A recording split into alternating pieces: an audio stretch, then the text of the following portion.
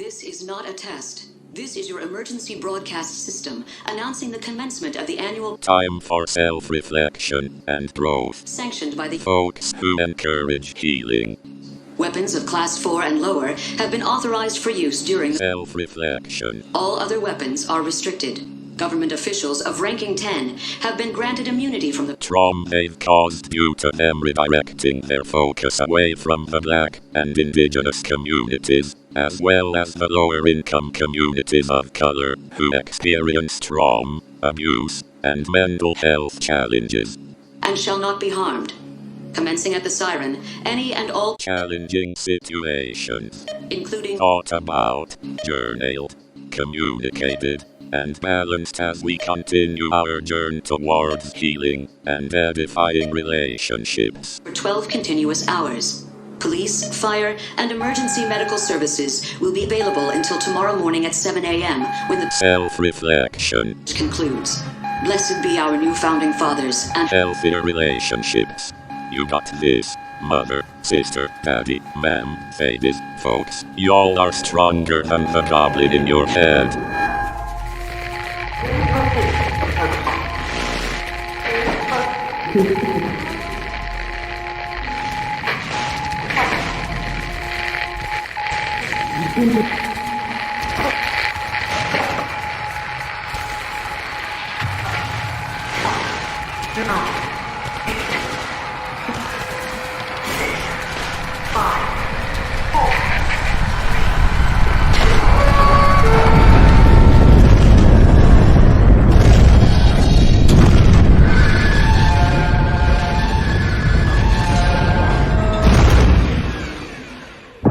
Welcome back to yet another episode of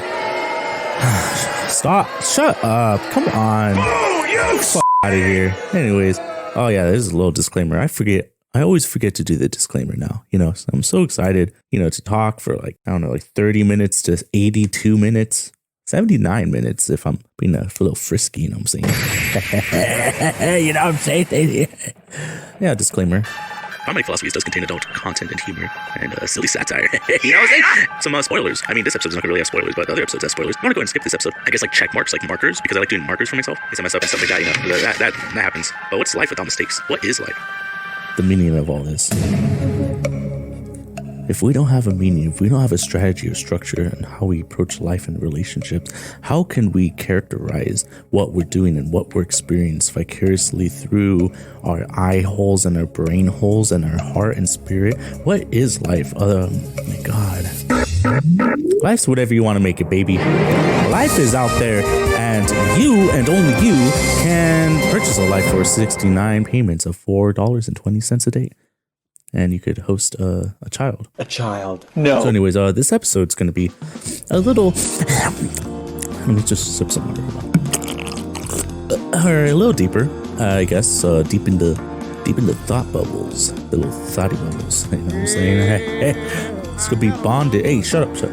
Dude, stop. It's going to be about trauma bonding, which is not synonymous with bondage. When you're doing the good old sexy time, the good old... So what is trauma bonding? Let's define it. Let me define it for you, because y'all don't know how to read. I'm actually illiterate. I have a script right here in front of me. I also got new glasses. These frames are quite magnificent, actually, not gonna lie. They're very dainty in a way, so I'm very scared to lose them, but also destroy them, because I'm a very aggressive person. When I take off my glasses, it's kind of just yeah, it's just it's just a habit, I just need to take them off. I need to see. What are you gonna do?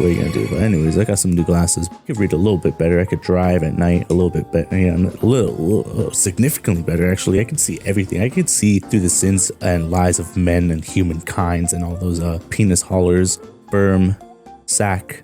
So trauma bonding. Trauma bonding is usually characterized as loyalty to a person who is typically destructive. Despite the term bonding having a positive connotation, the act of trauma bonding itself is anything but that. So trauma bonds are both unhealthy and dysfunctional. What are the origins? Where it derived from was the Stockholm Syndrome, and it was first coined by Professor Niels Bejerot. to explain the phenomenon of hostages bonding with their captors. Stockholm, Sweden in 1973, when 2 bank robbers held 4 people hostages for about 6 days. Wide publicity made the hostages come to care about their captors and perceive them as protecting them against the police, who had weapons as well. And I don't know like how they convinced them. I should have researched it more, but you know, that I know that was my job and all, but like I'm not the script writer either. So maybe that was the researcher script writer's job. I am the podcast. I am everything that comes to be with this. But other than that, like I really should have done my research on that. Let me just guess what they're doing. Perhaps they were like convincing them that because due to police brutality and due to like the nature of police's ill training, like they train and all that stuff, but they're not like well trained, and they like kind of like don't. It doesn't seem like they have like the skills or like the ability to recall as fast. I'm not really sure why. Maybe because they're just like fucking ignorant and useless, or because I'm not saying the people are ignorant and useless. It's just like the trope of going into that, because it's like kind of like a useless profession, because they could be like mental health advocates, they could be EMTs or firefighters, because firefighters are fucking awesome. They're hot, but I know they have like a lot of issues as well. Everyone has issues, and that's why we're getting into this trauma bonding stuff. So anyways, Stockholm Syndrome is common in trauma bonding and in abusive relationships that include physical violence, incest, or hostage situations. Trauma bonding can occur as a way to emotionally manage the abuse. For example, a hostage may bond with their hostage taker and come to sympathize with their captors or abusers. The opposite of fear, terror, and disdain that might be expected from the victims in these situations. Many mental health professionals consider Stockholm Syndrome bonding with someone abusing you as a coping mechanism or a way to help victims handle the trauma of a terrifying situation. Abandonment and trauma, hand in hand. Abandonment causes shame by having us doubt ourselves in our actions. In case of being abandoned by betrayal, victims tend to form a mechanism to help them defend themselves against falling victim to further trauma. The system elevates into an alarm state, and the survival instinct we live with goes from willfully cautious to suspicious. Some victims fall to paranoia due to the trauma they face from an abuser or from a traumatic experience in their life. The victims are grieving this loss, the abandonment in this case, and are sometimes in a state of shock, disbelief, fear, loneliness, and sadness. Their guard is up, which might inhibit them from healing fully, and this can lead to the victim even abandoning themselves, thus entering a state of depersonalization. There's a highly addictive process of attaching ourselves to the persons who have hurt us, unfortunately. And we might, be ashamed of ourselves and blame ourselves for this situation. Perhaps we'll find ways to doubt ourselves, creating artificial defects to our own failed efforts. And as we unfortunately slowly slip away from our lives amongst all the chaos of the situation, we tend to fabricate all these justifications to why we stay in that bondage, why we stay connected to those people, or perhaps even the abusers. This can also lead us to distrust our own judgment and distort our views and our own realities. We sometimes place ourselves at more of a risk and brace ourselves against further hurt. Taking these precautions, they almost guarantee further pain, and this is called a trauma bond. There's different types of trauma bonding and different ways to it is brought to focus by an abuser and an abusive situation. How does this happen? What are the steps to it? Gonna kind of get into it. I don't want to use the dinger, but I'm going to use the dinger because this is still a comedy podcast and this is my podcast. Is it even a podcast or I'm just like talking? Yes, it is. No, it's not. One of the first betrayal bonds is the when everyone around the victim is having a negative reaction so strong that the victim is covering up, defending, or explaining their reason for the relationship or reason for that bond to the abuser. 2 being when there's a constant pattern of non-performance and the client continues to expect them to fall through anyways. Number 3 is when there are repetitive destructive fights that are no win for anybody. They're one-sided, or there's just it's a no. It's a no. Yeah, definitely a no. Like, you don't want to get a fight. What the fuck? What's the fight? Come on, dude. Don't do that. Yeah, it's just like a lose-lose situation. I mean, like, one person's losing because they stay in bondage and they feel really shitty about themselves. Another person's just a complete and that's it.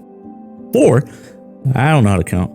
Others are horrified by something that has happened to the victim, and the victim is unfazed by it, basically. So trauma can take many forms and exposes victims to PTSD or post-traumatic stress disorders. And there are a few treatments to PTSD, and this is not my personal recommendations. This is actually from the APA's American Psychological Association's clinical practice guideline, and it strongly recommends 4 interventions for treating post-traumatic stress disorder and conditionally recommends another 4. One of them, cognitive behavioral therapy. And that focuses on the relationships among thoughts, feelings, and behaviors, and it targets current problems and symptoms. It also focuses on changing patterns of behaviors, thoughts, and feelings that lead to difficulties in functioning. Cognitive behavioral therapy also notes how changes in one or any one domain can improve functioning in other domains. For example, altering a person's unhelpful thinking can lead to healthier behaviors and improve emotion regulation. It's typically, delivered over 12 to 16 sessions, typically, around the ballpark. Yeah, I don't even know sports, but either individual or in a group format. And group therapy is another recommendation. It's another form of release, and it's a form of understanding, gain another perspective, outside perspectives at least, and also connecting to people that have had similar situations or can offer unknowingly or knowingly good advice, good advice for healing and good progress for healing. It is more difficult during this pandemic to definitely meet in person and connect, especially with the rise of cases, rise of numbers in the great USA, baby, because we have some ignorant ass rulers. Am I right, ladies? We're all gonna probably, I don't want to say we're gonna die, but it's kind of it's inevitable like death. Anyways, this is the wrong podcast. This is the wrong episode for that talk. Pardon.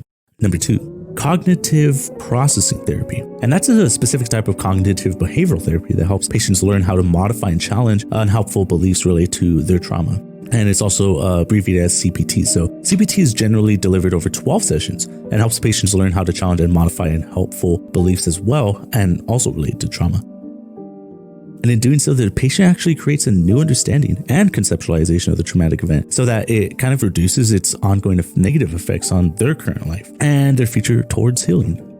Number 3 being cognitive therapy. That's derived from cognitive behavioral therapy. Cognitive therapy entails modifying the pessimistic evaluations and memories of trauma with the goal of interrupting the disturbing behavioral and or thought patterns that have been interfering with the person's daily life. It's typically delivered in weekly sessions over 3 months individually or also in groups. Number 4, the prolonged exposure. And this is a specific type of cognitive behavioral therapy, yet again, that teaches us individuals to gradually approach trauma-related memories, feelings, and situations. So by facing what has been avoided, a person presumably learns that the trauma-related memories and cues are not dangerous and do not need to be avoided, especially not talked about, because you do have to navigate those. And typically provided over a period of about 3 months with weekly individual sessions, 60 to about 120 minutes a session, and they're usually needed in order for the individual to engage in exposure and sufficiently process their experience. As always, there's no magnum opus to recovery and healing, and it is a monolith in itself. However, there are a multitude of methods that can assist in that process towards healing, and some of the treatments are holistic in nature, while others explore non-traditional medicinal practices. Brief eclectic psychotherapy, eye movement desensitization, and reprocessing therapy, which kind of sounds like, hypnosis, but narrative exposure therapy is one of them. Medications are some of the many prospective processes towards treatment and eventually healing. So here are 11 signs of trauma bonding and how you can recognize the pattern and hopefully break free of it. So 1 being, someone is bad for you, but you keep going back. You want to leave the relationship and the abusive situation or abuser themselves, but you find yourself being drawn back into the relationship or to the abuser themselves. Another pattern is the fear of cutting them out of your life, and it creates emotional distress within you. You might get upset at the thought of leaving this person even though you know your relationship isn't healthy with them. Number 3 being, you exclude everyone from your relationship. Yes, everyone. No one comes between you and your abuser. And that's not that's kind of like a grown process where it's an ongoing filterization of people that either support you or people that don't. It's just kind of dwindling the numbers down until it finally becomes you and this other person, unfortunately. Number 4 being, you worry about doing things that may upset them. And this could include hanging out with your friends, doing activities, or even dyeing your hair certain colors that the abuser doesn't like. And if they don't like it, you try to avoid it. Number 3, we defend their negative behaviors to others. And I'm sorry, I was going to speak in the plural, like as in speak in unity, at least with the we. But the way the scriptwriters wrote this, insensitive. No, you know how they are. You know how like they. Oh shit! Here we go again. It's like it's an internship, and all they want to do is just get their foot in. I hate toes. I hate feet. What am I gonna do? These scriptwriters, they're kind of like they're fresh out of the badoozle, and I'm just trying to give them opportunity, to shine. Their shining star playing into their passions, their writing skills, their editing. But like this, it's kind of like. There's no trustworthy workaround here. It's just like going off. You can't really rely on anyone to kind of like get your script and like even write notes, like get little love notes to you. Like no one does that cute shit anymore. Like I don't expect them to, but like it would be nice, to like get your little script so you could like read it. Little cookies on the side, little post notes saying I love you, you're the best. Paul, you're my favorite person ever. You're the biggest mega mind philosopher, thoughty, modern day philosopher that I've ever known. You thoughty, thickum, LB. No one does that shit. They just kind of like forward it to you, chain text style, and it's just like a little text signature being like Paul's the worst. Get me the fuck out of here and stuff like that. And I'm like, yo, dude, like I don't even give you benefits. Like you chill. Like this is a dream for you.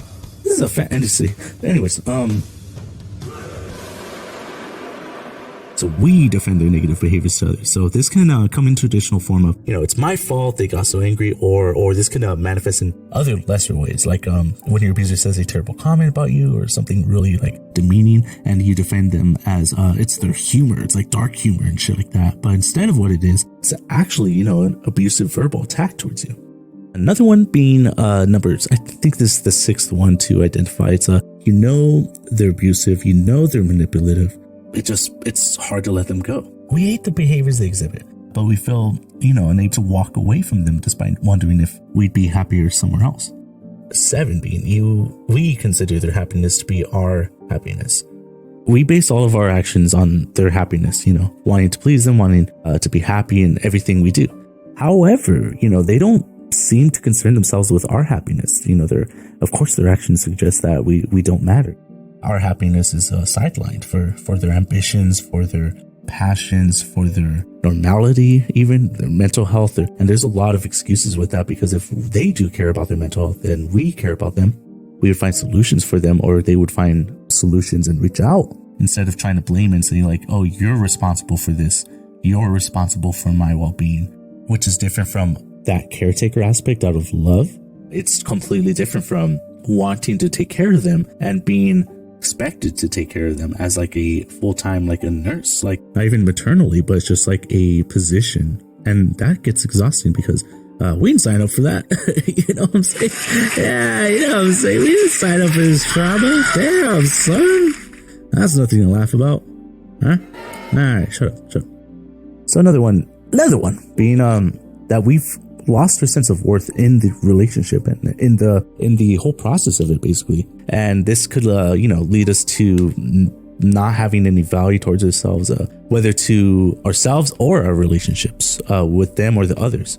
We may have felt at one time that we did have a sense of worth. It's gone down since getting entangled with the situation with the abuser, prolonging that pattern, etc. Number 9 or 10, we feel invisible within the relationship. Everything is about someone else's happiness, someone else's wants, someone else's dreams, and their needs, like I mentioned earlier. And we don't feel like we matter to them, even though they matter to us quite a bit. We kind of go off our way. We prioritize them, and not out of respecting them, admiration for them or anything, but it's more of a forced feeling that we either force ourselves to dive into. I would say prematurely give our affections, prematurely reflect and mirror their emotions, their interests, anything. And that kind of like prioritizes them and kind of prioritizes their life. And instead of like connecting, intertwining our lives, intertwining our responsibilities and our passions and trying to grow together, it's more of a, let me just be the bucket of water and let me just pour up, Shunny. Let me just go. Our view of the abuser is, in a way, intoxicating. So we don't feel right unless we've spent time with our abuser or we've mollified them in some way. And trying to get out of that and do things on our own leaves us with a sense of fear and possibly anxiety. Let's try to compare the trauma bonds with true love for someone, true admiration and true respect. Trauma bond usually calls for the relationship, and it starts with an instant attraction and irresistible chemistry. Whereas true love, the relationship starts with attraction and curiosity that builds over time. Another one being trauma bonding is, the connection, highly physical and sometimes sexual. And true love would be the connection is physical, sexual, emotional, intellectual, possibly even spiritual. All the chakras. So you could run on water like Naruto. Another trauma bond would be the relationship cycles through extreme highs and lows. Very basically extreme. The extremities of a relationship without that middle neutral point. Whereas true love, the relationship is stable and predictable based on mutual trust and admiration and adoration. A trauma bond would be important conversations are usually avoided, usually red-haired, gaslit even. Whereas true love, important conversations are a priority. They're very open, inviting. Discussions are held, dialogue is very free and very trustworthy. You feel very secure with what you're saying, even though we might be a little nervous to say it because of past experiences, either not wanting to start a fight, not understanding how this person's going to receive that information and perceive us after knowing what we're about to say. That could lead to miscommunication. That could lead to a lack of communication or no communication at all. Another one, say, a trauma bond would be the relationship feels like more like an addiction that you are powerless to quit. Whereas true love, the relationship feels like an honor, it's a privilege, and it's a choice for both of you that you could identify and you could grow over time. And I'm no love expert. I'm a virgin, I had my first kiss like yesterday. Whenever this podcast came, whenever you're listening to this podcast, I had it the day before. So yesterday in your time, buddy. Yeah, I'm gonna post all these sources because I found a lot of sources on these. As always, the researcher, editor, the music producer, the producer of this podcast, the recorder, the voice behind all this, Doinkfest. I will leave the descriptions. Perhaps I'll put on the blog. Who knows? I should know. A few of them are from the Healing Tree nonprofit organization. We have a few people on Instagram that dedicate some time and research to put this all together. We have the Dimple Punjabi on Instagram. We also have the Bubbles and Quotes Instagram with trauma bonding versus true love. And those are all very, very vivid people, vivid articlists, and they're saturated with great information, great advice columns, help, all that such. And I understand that breaking from a trauma bond, breaking from those toxic relationships, and I try not to use that word toxic sparingly. It is a very weighted word, at least to me. It's occasionally thrown around, especially on the internet, especially on the twitter.edu. It's lost some of its meaning, lost some of its weight, and without the right context, it's kind of just be like, manifest this, oh, toxic, fucking, I don't know what else people say on twitter.edu, but it is a intoxicating relationship that we usually have, which leads us to that bondage that's very hard, very destructive to get out, drains us, very concerning to the ones that we surround ourselves with, which, like I mentioned earlier in the podcast, could lead us to burning those bridges, to disconnecting from those relationships, to not trusting those people when they're trying to help us find reason, trying to help us see neutrality or seek neutrality and seek a way out of those relationships and out of those situations. Let's try to be a little mindful of the realism of the situation, of our situations, of our energies, especially. How do we feel when we're with people, when we interact with them? Are we feeling drained? Are they more of an energy vampire? How is our mental balance? How is your emotional, your spiritual balance? How is it with the physical dynamic, the sexual dynamic? How are these connections really edifying not just yourself? How are they edifying themselves? How are they edifying their friends? If they have any friends, that fucking loser. Your friends, their family, their community. And it is pretty important to have a sense of family, familial structure at least. Not talking about the nuclear family and all that, like, picket fence, fucking like mother, daughter, sister, brother. Fuck that. No, I'm talking about the bonds in which we choose to secure. The people that we really want in our lives, the people that we feel safe and secure, we admire, and we truly connect with in a healthy way. And we want to edify, we want to see them further down the line in our life and further progressing and also healing if they're going through anything at the moment. It's very important to structure ourselves and kind of have a balance with all relationships, of course. Trauma bonding is most common in romantic relationships, of course, but it could lead down to friendships, possibly another dynamic of a boss to employee. It could be a dynamic within the family. There is a principle I do like to adhere by. It's one of those quotes that pretty familiar quote, but it's most often misquoted, or there's an extended version of it at least. And it's the quote that goes, "Blood is thicker than water." And I know that quote is pretty common. It's a commonality in our culture, and people have, quoted it for family structure and for and at times trying to justify people's actions in the family, within the family, if they do anything bad, or kind of saying, you gotta stay within our family, you can't go outside the family, like, what are you doing, dude? Like, we're family, like brother, mother, sister, daughter. Just leave to that bondage to them.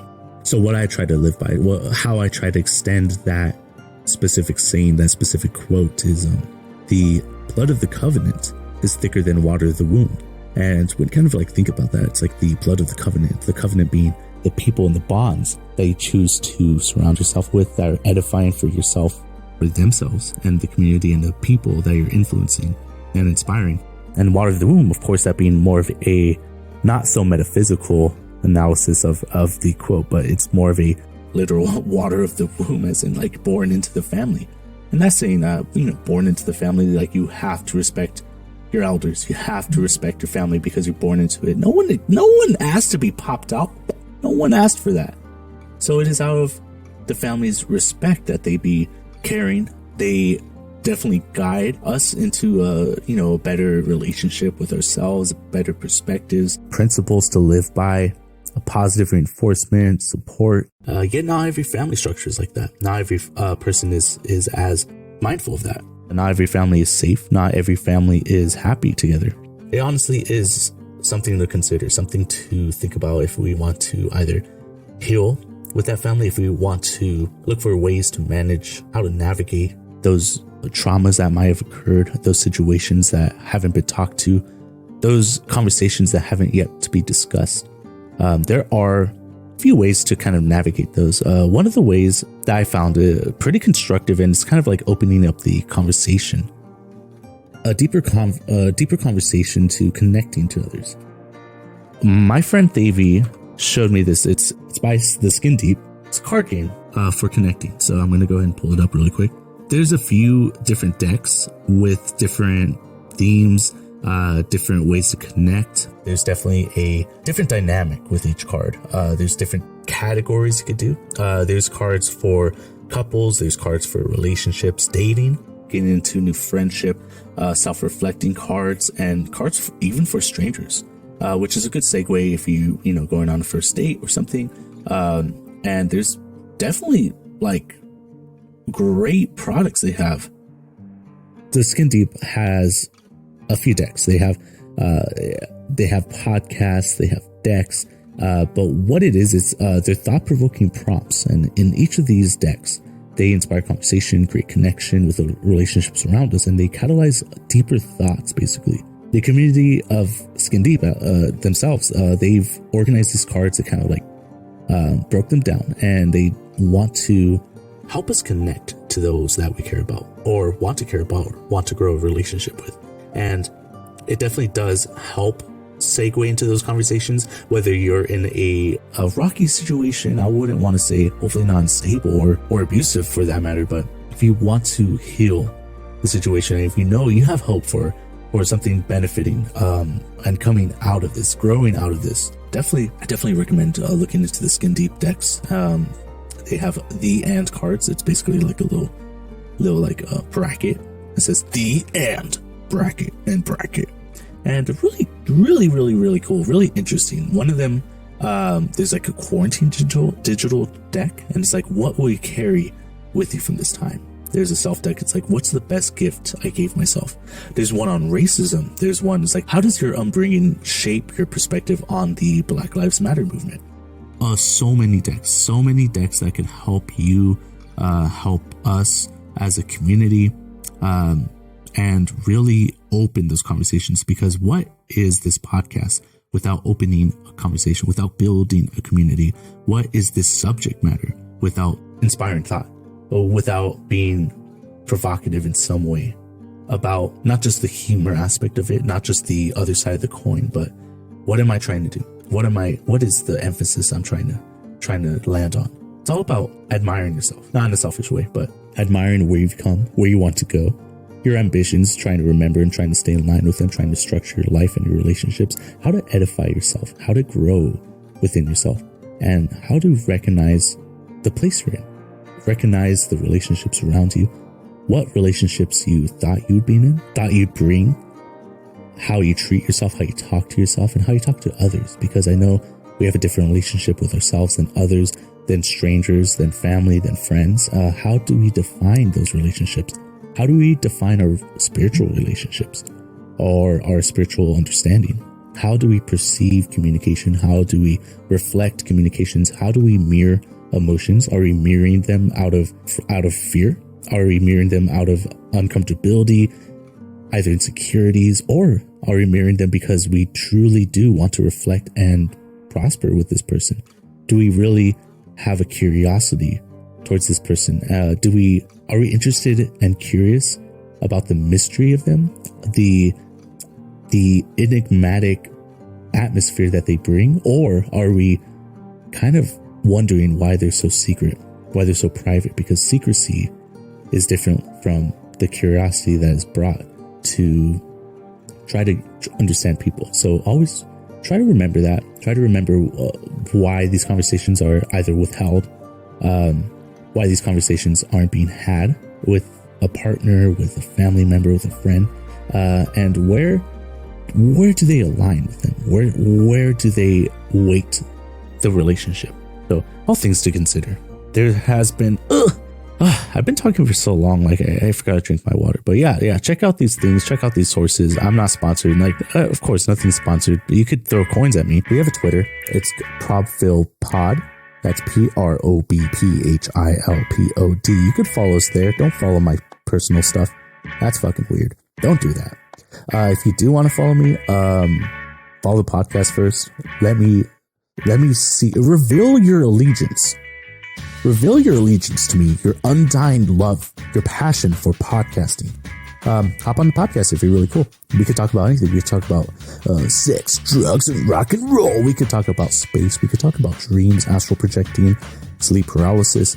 Talk about history. Talk about lore, the dichotomy of words, the structure of society, prison abolition. I'd love to have these conversations because I'm illiterate. I'm very ignorant. I love researching as well. I love having these conversations, and I really do admire all the folks that have been fortunate enough to come on the podcast and have given their time and efforts to research as well. And I'm so grateful for everyone that's hopped on this podcast since it's been made. It's only been 7 months since the journey of the problematic philosophies, and I see no end with my reign. I definitely want to build that community with these healthier conversations. And if there's more information out there, just do another episode on it, especially with, cults and shit like that. And like, Star Wars and all that stuff, which is another thing, like I do other episodes. There's like a horror theme based in fantasy. There's some like movie reviews. Of course, the wonderful, wonderful interviews that I love. Oh my God, I love having those, especially during the time of producing this podcast during quarantine. It has been a challenge, but it's been a very fun time to connect, a very revealing time to see these connections, have these conversations that have kind of changed the dynamic of how we communicate and how we connect with other people. So it's very interesting. Yeah, start presenting these questions, start asking yourself these. If you want to look up more of these deeper episodes that aren't really philosophical, nothing in this podcast is actually philosophical. They're just all thought-provoking. They're all just me just being a little goofy, a little dorky, and having a platform to kind of invite these subjects, this material. If you like it, there is a Patreon. There's no Instagram. Sorry, I don't have an Instagram because that's a lot of work, and Instagram sucks, to be honest. Wish I had a MySpace or a Facebook. Facebook sucks as well. Fuck you, Mark Zuckerberg. Fucking, that's right. You mean nothing to me, Marky boy. You thought you did. I'll see you next time, folks. If you have any questions, don't. If you have any suggestions, do. Hit us up on the DMs, on the private direct messages. And, yeah, I will catch that cowabunga outlaw Calvin Wing. See you on the next episode. Which, I'm literally recording like 8 episodes today. Like, fuck the editor. Which is also me recording, right? Let's start recording.